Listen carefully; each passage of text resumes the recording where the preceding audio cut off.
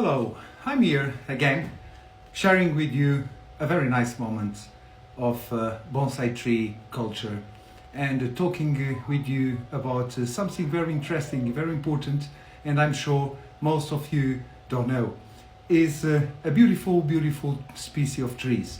And let me say something to you before I start talking about these beautiful trees I have got in front of mine and in front of the camera.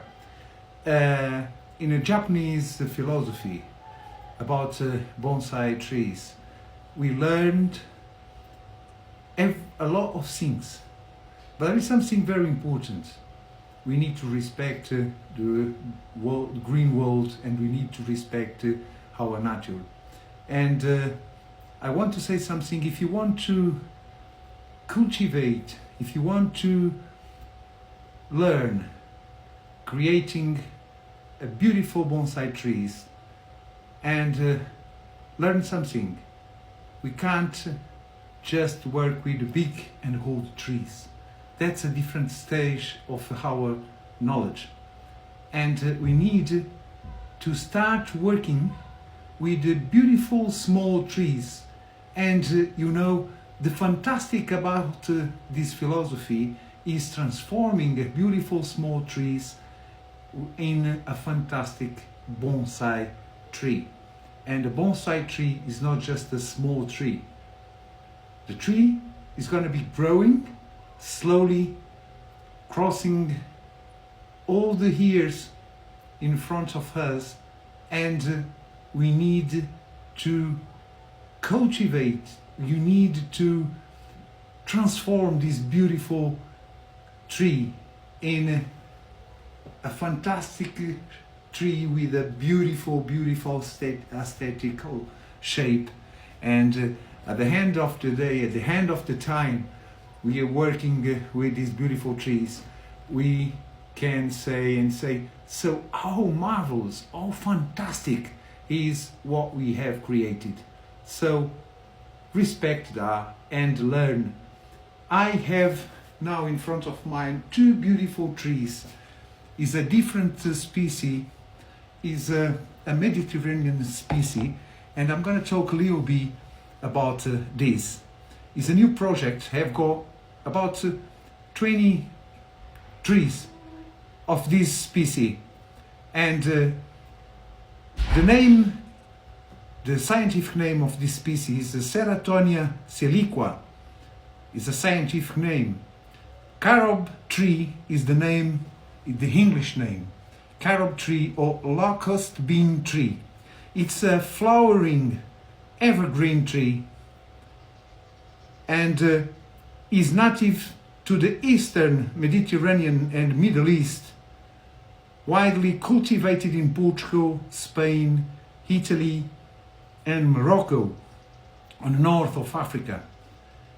And this tree can reach about between 10 and 20 meters height. It is known for its edible sweet pods. So is the fruit, when is bigger and older, start bearing some pods, and that produce a powder used as a chocolate substitute and also called St. John's bread. And I'm going to tell you something very interesting. I have learned as well reading about this species, because that's one of the things we have to do. When we start working with some species, we need to know everything about the species, because if not, we can't let them growing properly. And this tree is also called the St. John's bread.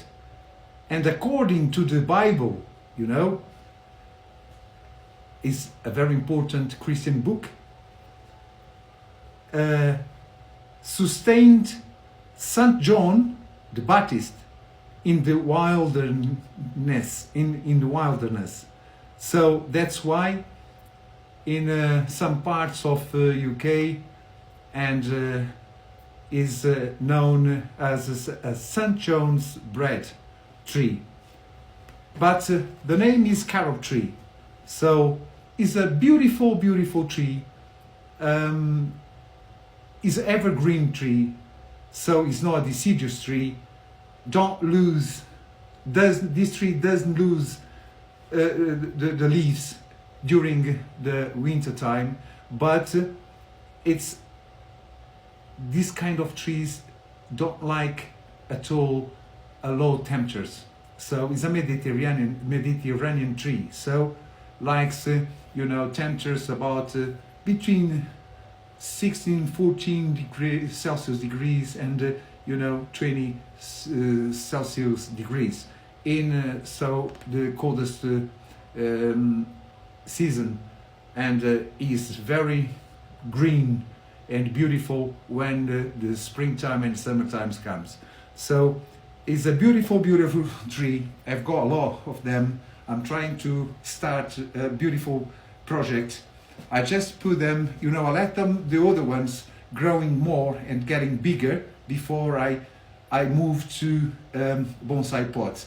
But just for experience, I just start wiring with a little and thin wire and getting already the form and the shape of a bonsai tree.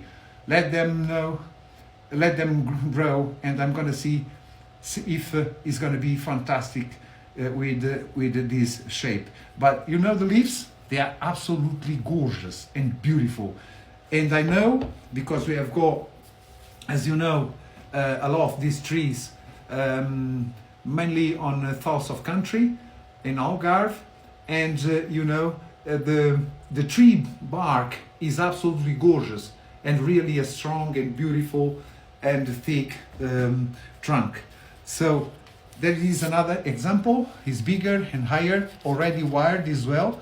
It's getting the form, and is absolutely and fantastic tree. You see, it's very important. I am a bonsai lover, and I've learned a lot with close to Japanese and Chinese masters. And I'm trying to learn as much I can about everything, and mainly about all the species I'm growing on my studio and on my garden. And I tell you something, if you do that, you can do fantastic things. It's very important to know which kind of trees we are working with, and because if you do that, we can have a fantastic bonsai trees in the future.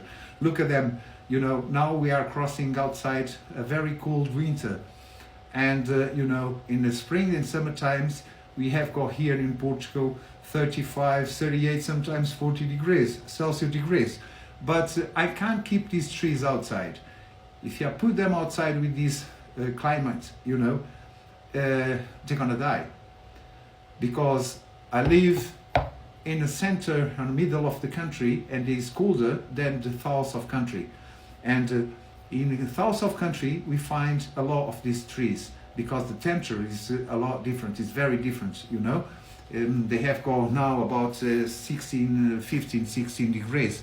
And this morning, when I went out from my garage in the car, was about -2 Celsius degrees. Was very cold. It's a sunshine outside, but it is also sunshine, but it's very cold because there is some snow in the mountain. So it's a beautiful tree, and I wanted today to show you and to talk about how it's important to build and to create bonsais from a tree when we have got a little plants, and let them grow with all the pleasure and love. That's our work. If you really love bonsai trees, we have to learn working with these small trees and getting a beautiful bonsai trees in the future. So I want to teach you something, and when I do that, that's make me very proud, and that's make me very happy. So it was a pleasure to be with you today, and tomorrow I will have some beautiful video to show you again. Be with me tomorrow and subscribe to Tom Bonsai channel. Thank you very much. It's a pleasure to be with you. Thanks.